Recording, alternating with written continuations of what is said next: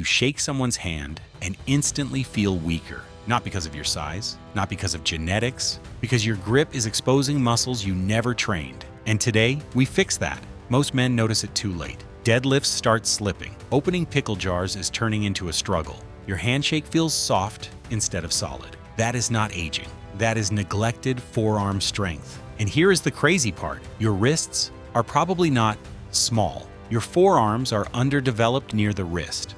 Bone size barely changes.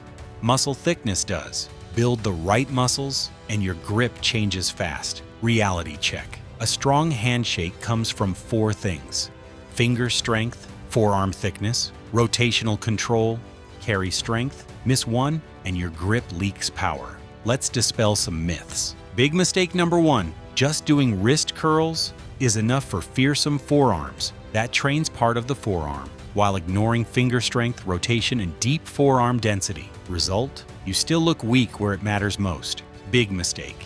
Number 2. It's enough to train the grip heavy once a week. Grip responds better to frequency than ego lifting. Small muscles, high frequency, consistent tension. That is where the real change happens. Step 1. Fingertip dead. Hang. Your fingertip strength. Core idea in one line. Your fingers create most of your grip tension. You might notice bars roll when you get tired. That is your deep finger flexors giving up first. These muscles sit deep and run to your fingertips. Train them and your whole forearm looks thicker. Mini insight. If your fingers fail, your grip fails. Concrete action. Use crimp-style dead hangs. Grip the bar with fingertips, not full palm. Bend at the first knuckle and keep the thumb supportive. Hang with arms straight and shoulders active. Start with 10 to 20 seconds. Do 3 to 4 sets with long rest. Use a band or foot support if needed. Add weight only after 60 clean seconds. This part matters. Safety note kept simple. Stop if you feel sharp finger pain. Build slowly and keep control. Yes, your ego hates the lighter start. Just joking. Step 2. Behind body finger curls. Your fingertip power curls. Core idea in one line. Force the bar into your fingertips every rep.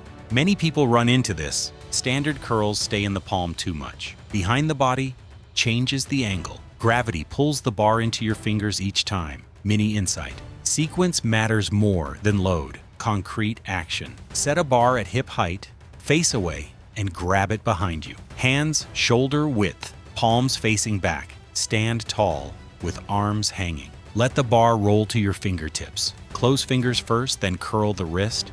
Squeeze at the top for 1 second. Lower slowly and repeat. Do 3 sets of 12 to 15 reps. Rest 60 to 90 seconds. Use a weight you fully control. Here is the mistake. If it slips, it is too heavy. Drop weight and own the movement. It looks weird. It works anyway. Step 3. Seated, dumbbell pronation, and supination. Your grip rotation power. Core idea in one line. Rotation strength locks your handshake. You have probably experienced a twist during a grip. That turning force decides control. The muscles for the pronation and supination movement handles that rotation. They sit on the inner forearm. Mini insight. Control the turn. Control the grip. Concrete action. Use a light dumbbell. Sit and rest your forearm on your thigh. Stabilize your wrist free so that the dumbbell can move without restriction. Start with palm facing up. Rotate slowly to palm down. Go as far as you can. Pause briefly, then return under control. Keep the wrist neutral the whole time. Do 3 sets of 15 to 20 reps each side. Rest about 60 seconds. Now it gets interesting. Most people train grip by squeezing harder, but real grip strength also depends on rotational control. Pronation and supination strengthen the muscles that stabilize twisting force during carries, pulls, handshakes, and heavy lifts. That is why strong forearms are not just thick, they are rotationally strong. You do not need heavy weight here. You need clean control and reps. If it burns early, you found the weak link. Step 4. Loaded carries. Your real-world strength. Core idea in one line. Carry weight and your grip becomes reliable. You might notice your grip fails when you move. Static strength is not enough. Walking with load forces constant tension. Your whole system learns to hold. Mini insight. Endurance makes strength usable. concrete action. Pick 2 heavy dumbbells or handles. Stand tall with chest up. Take short controlled steps. Squeeze the handles hard the entire time. Walk for 20 to 40 seconds. Do 3 to 5 rounds with rest between. Increase load slowly over weeks. This part matters. Keep your shoulders set and stable. Do not let the weights swing. Welcome to real-world strength training. Step 5. Plate pinch hold. Pinch and thumb strength. Core idea in one line. Your thumb locks the grip. Many people run into weak thumbs. The thumb is often the limiting factor. Pinch work targets small muscles others ignore. This is what creates that crushing feel. Mini insight. No thumb, no lock. Concrete action. Grab a plate or flat object. Hold it with fingers and thumb only, and avoid to flex the fingers. This is called a lumbrical grip. No palm support. Hold for time or lift for reps. Aim for 15 to 30 seconds per hold. Do 3 to 4 sets.